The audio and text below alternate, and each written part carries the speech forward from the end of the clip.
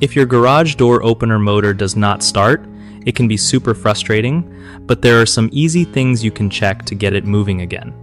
First, make sure the power supply is actually working.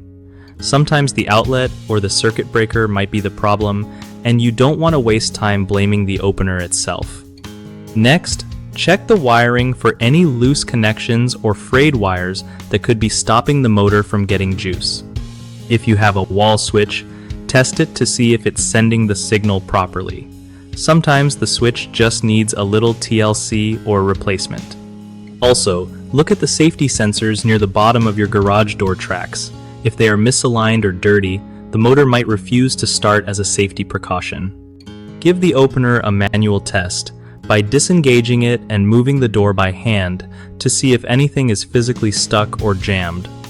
If your garage door opener has a remote, check the batteries or try reprogramming it, because a weak remote signal can stop the motor from engaging.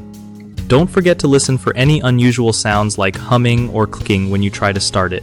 That can hint at motor or gear issues. Lastly, clean and lubricate the moving parts regularly to keep everything running smoothly and avoid unnecessary motor strain.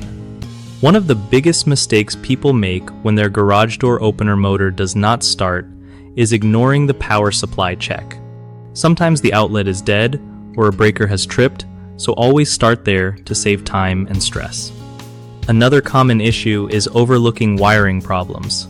Worn out or loose wires can stop the motor from getting electricity, so inspecting and tightening connections can fix a lot of headaches.